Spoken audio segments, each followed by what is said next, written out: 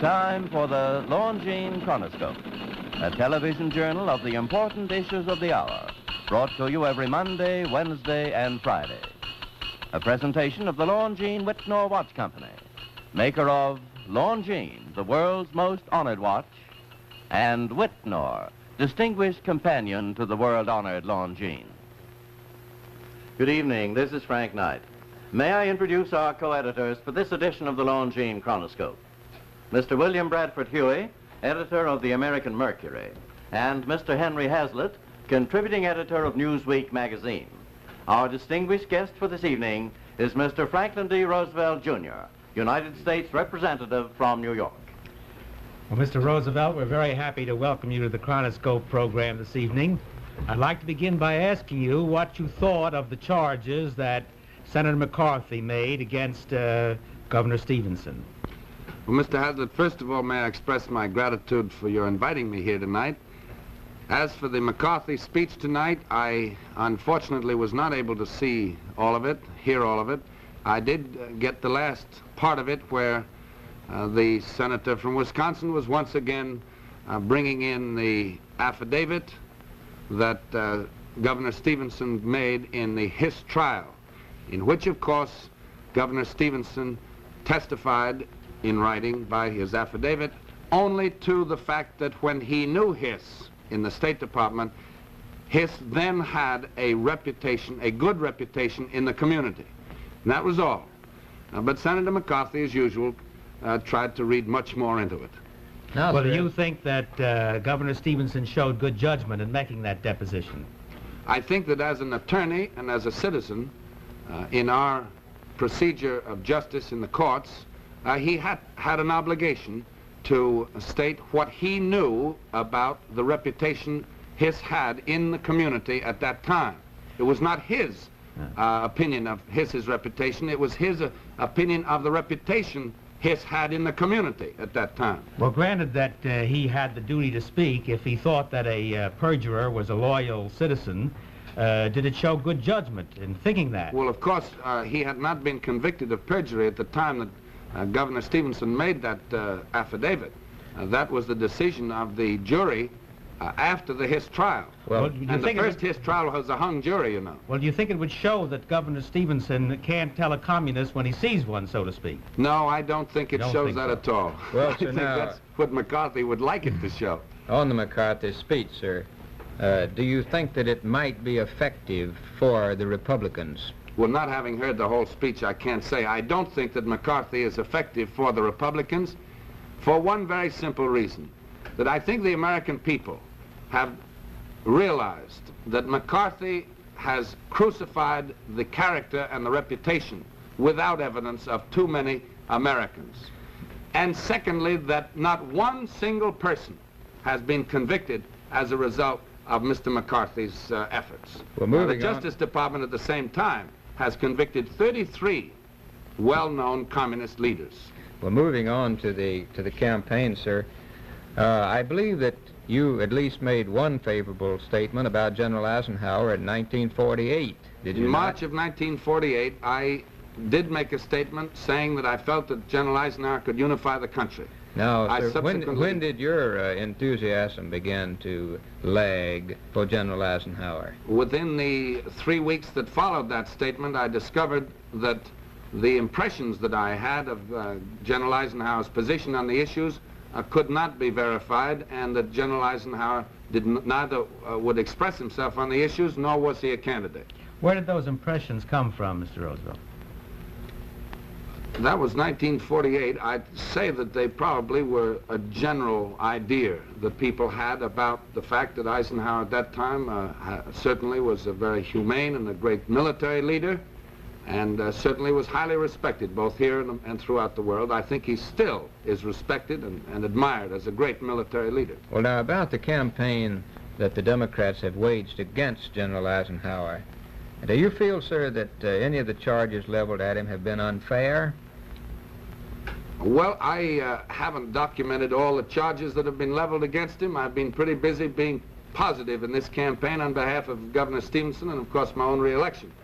I'd say that the main charge against General Eisenhower has been Not that he has failed to repudiate McCarthy and Jenner, who crucified his own great hero, General Marshall, but that he has positively gone out and endorsed these people, the very essence of the old guard Republicans. And I think that the charge that he is now a captive of the old guard is a justified charge. I think that can be shown by his acceptance of Senator Taft's prepared statement, prepared in Cincinnati, and he brought it to Columbia for his meeting with Eisenhower, and Eisenhower accepted it. Well, it's a great crime for Mr. Eisenhower, who is running on a Republican ticket, to be supporting, so to speak, the views of Mr. Republican. Well, he conquered Mr. Republican at Chicago and then was conquered by Mr. Republican at Columbia University. I don't think it's a crime. Of course not. This is a free country. I don't think it will help him, though, with the American people, because I don't think that Senator Taft is, well, he wasn't nominated by the Republicans, so he doesn't even have the Republican support. Two questions on President Truman. In the first place, sir, do you think that any of Truman's tactics have been unfair in this campaign? I think that it's hard to say that they're unfair for the simple reason that we know Harry Truman is a tough fighter in any campaign. That's how he won the election in 1948. I think that some of the things he has said have hurt some people, their sensitivities. On the other hand, I think he has aroused the Democratic Party, and I think that his campaigning has been helpful. Well, I'm sure... Mr. Roosevelt, I'd like to ask this question, whether that isn't applying a sort of double standard. Now, why can't you say about Senator McCarthy, he's a tough fighter and he's been effective? Why is it all right, let us say, I don't think you ought to compare Truman to McCarthy. Well, I'm asking you why you apply what seems to me a double standard of innuendo. How about the innuendo that Mr. Truman made that General Eisenhower was anti-Semitic and anti-Catholic? He didn't. Now, wait a minute. He did not say that. We made the innuendo, I said. No. What he said was that, and actually he didn't even deliver the speech himself, although he approved the speech. What he said was that General Eisenhower was now endorsing positively those men who had passed and supported the McCarran bill, which is selective and anti-racial. Mr. Roosevelt. It's anti-Polish, it's anti-Italian, it's anti-Eastern European, and so forth. Well, Governor Stevenson hasn't been repudiating any of the candidates the Democratic candidates who favored the McCarran bill, There's a difference between repudiation and endorsement. That's all that Truman said, that Eisenhower has gone out of his way to endorse these candidates. Well, hasn't Mr. Stevenson endorsed some of the people who voted for the McCarran Act, the Democrats? I don't know. I don't know if Governor Stevenson has endorsed anybody. Yes. It hasn't been heralded, such as the endorsements of McCarthy and Jenner. Mr. Roosevelt, I'm sure that our viewers want to know something about you and your own campaign. So you, after all, you represent one of the big West Side districts in New York City. Right. Now, how's your own campaign going? Well, I've been spending 5 days a week, 4 or 5 meetings a night, meeting with my constituents, discussing the issues with them. I have a very interesting district. It's a very independent district. I'd say that it is liberal, it's progressive. Of course, I hope they re-elect me to Congress. Well, you won on a Four Freedoms platform, didn't you? The first time I ran on the Liberal Party candidacy and also the Independent Four Freedoms Party candidacy. It's a traditionally Democratic constituency, isn't it? No, I'd say that it's traditionally independent. In 1949, they elected me. I was not the Democratic candidate. Then they voted for Mayor Pelletieri quite overwhelmingly when he ran as an independent in 1950. And they voted for Mr. Halley when he ran as an independent and a Liberal Party candidate in 1951. And one other question about the family, sir. I believe that one of your brothers is supporting General Eisenhower. Now, yes. Is this unusual, a defection in the Roosevelt family like this? No, I don't think it's particularly unusual. We practice what we preach in the Roosevelt family. We believe in freedom of speech, freedom of thought, and the right of everyone to express himself freely if he feels called upon to do so. Frankly, though, I don't think Johnny's going to influence any votes. I don't think I am, but I think my mother is. Well, is your mother taking an active part in the last few days of the campaign? She certainly is. She's introducing Governor Stevenson to the Madison Square Garden rally tomorrow night. And as a final question, Mr. Roosevelt, do you expect any dramatic moves in the last part of the campaign? No, I don't look for any dramatic moves. I think that General Eisenhower shot his wad when he said he'd go to Korea personally. What he'd do when he got there, he didn't say.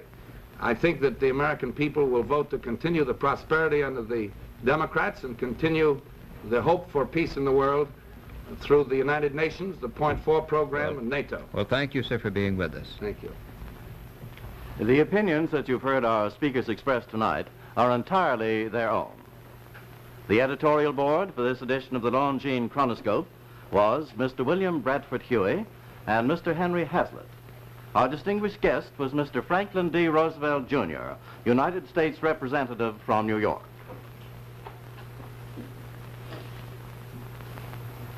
During the past weeks, the words of some of our speakers, spoken during the heat of the political campaign, have evoked considerable comment and occasional criticism.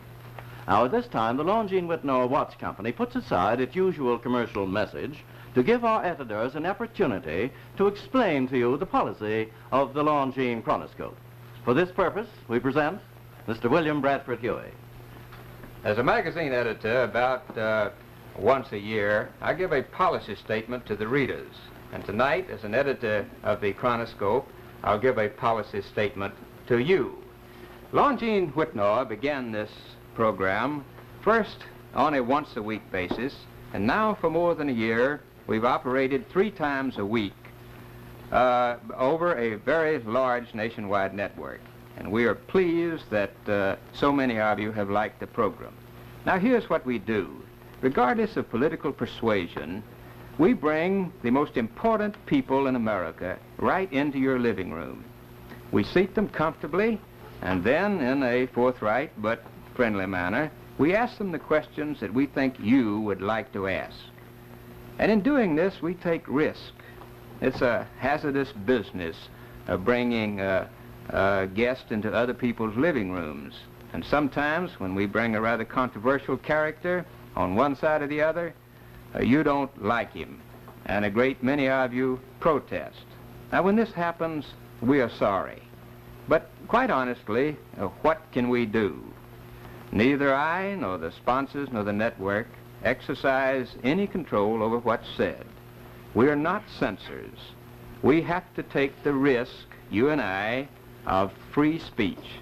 We ask the questions, and you take the risk to get what answers you get.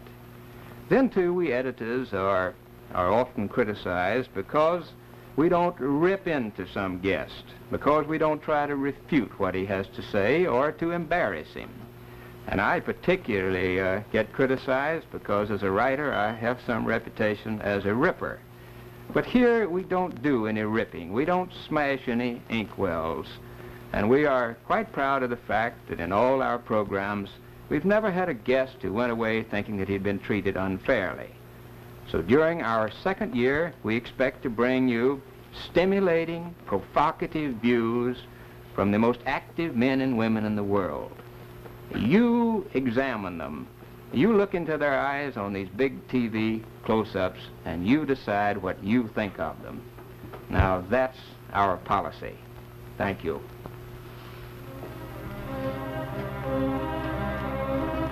We invite you to join us every Monday, Wednesday, and Friday evening at this same time for the Longines Chronoscope, a television journal of the important issues of the hour, broadcast on behalf of Longines, the world's most honored watch, and Whitnall, distinguished companion to the world-honored Longines. This is Frank Knight, reminding you that Longines and Whitnall watches are sold and serviced from coast to coast by more than 4,000 leading jewelers who proudly display this emblem. Agency for Longines Whitnall watches.